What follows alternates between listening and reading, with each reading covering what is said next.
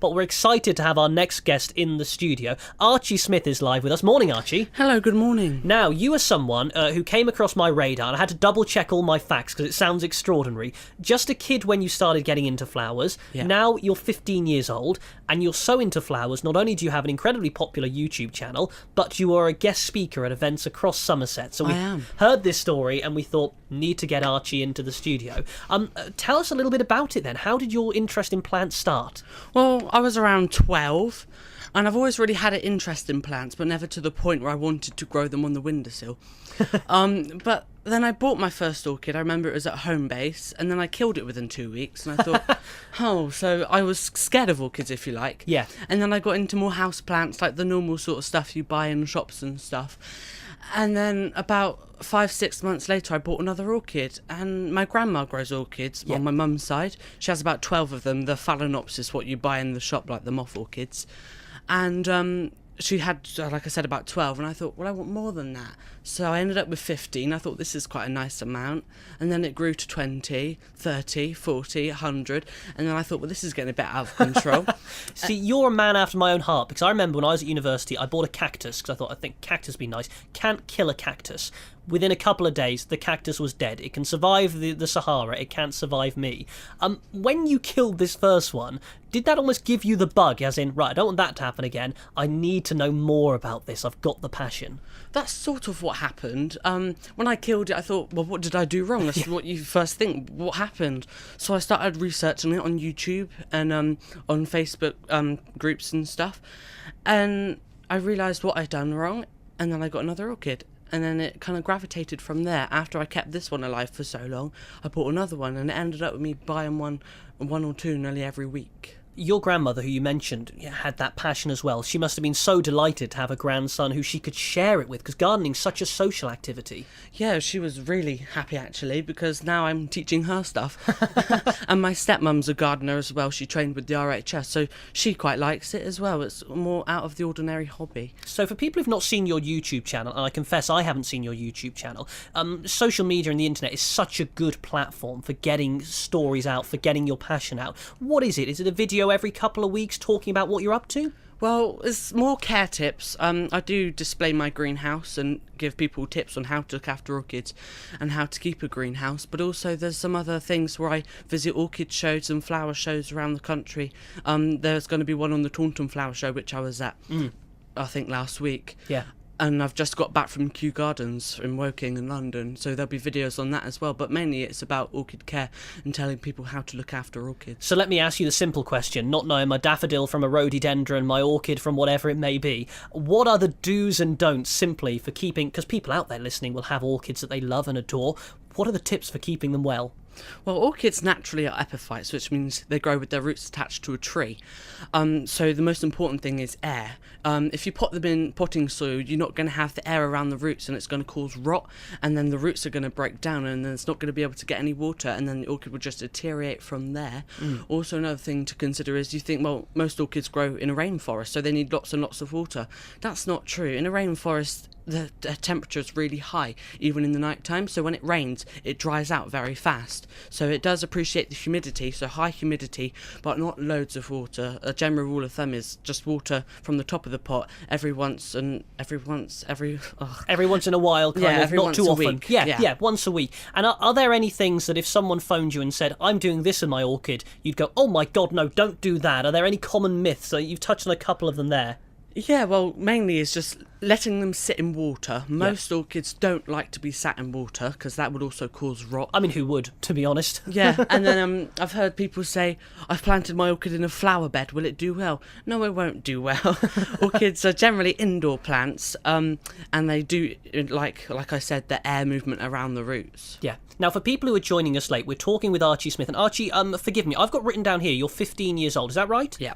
How on earth do your friends and family make of having you someone with so much knowledge, so sought after? I mean, they must be proud as punch. Well, they're really happy about it, actually. It is quite weird of a hobby, I do have to admit that. So there is some people that say, oh, that's really weird, but it's quite...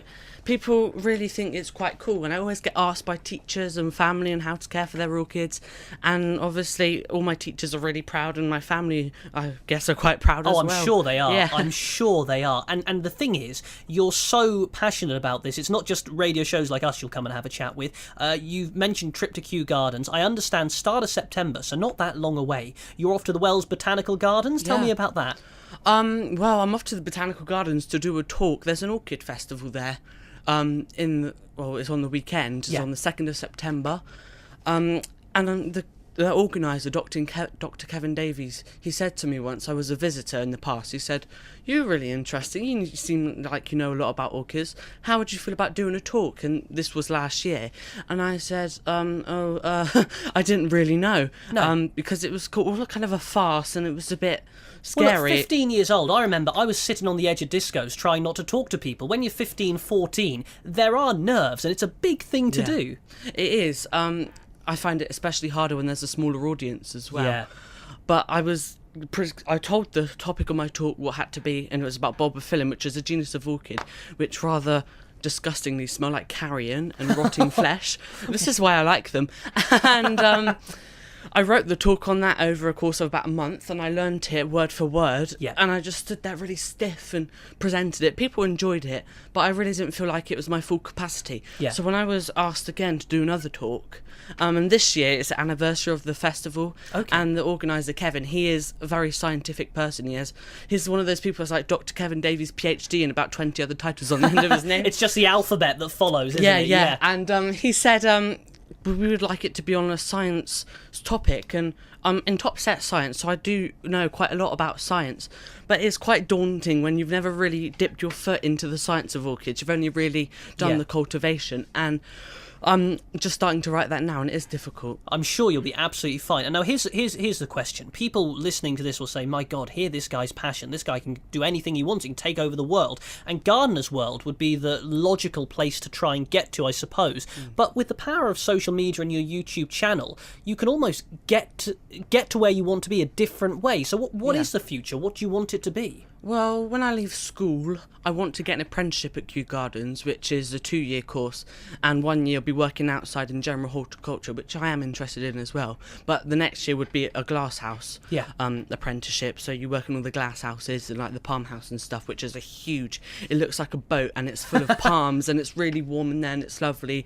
and I'd put my bed in there if I could, but I'm not allowed, I've been told. So that's really, the future. That's the future, what I want to go into. Where are you happiest, Archie? Is it when you're kind of elbow deep in soil and planting and doing it? Is it when you're doing the YouTube channel? Is it when you're having chats and sharing your knowledge? What is it that makes you think, I'm glad I took up this hobby? Well, this, obviously. This Good is answer. quite a big step forward from being in a greenhouse and doing talks, if I'm honest. Yeah. But really, when I'm by myself in my greenhouse, pottering around with all my plants, and I talk to them, not gonna lie. But that's meant to... Now, that might be a load of old tut, I'm sure, but some people say that helps them grow, doesn't it? It was Prince Charles who said that. Carbon dioxide in your breath, and it's directly related to photosynthesis, which is how they grow. So that could be plausible. But it's just because, really, I have no one to talk to in there, so I just talk to them. Archie, we have to wrap this up, but I will say this right now. I could talk to you all day. This is absolutely fascinating. You will go far, my friend. You really will. 15 years old. Before we let you go, let other people out there who are listening to this and are as blown away as I am, plug your YouTube channel for all it's worth. Where can people find out more about you, see more about you? Where can they do that? Well, you can go to YouTube and rather gratifyingly.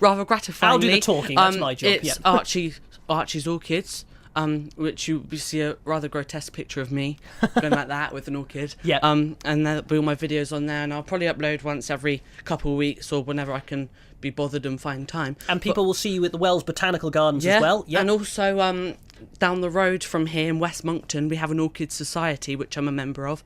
This is where I also learnt a lot of my knowledge. Come along there every second Sunday.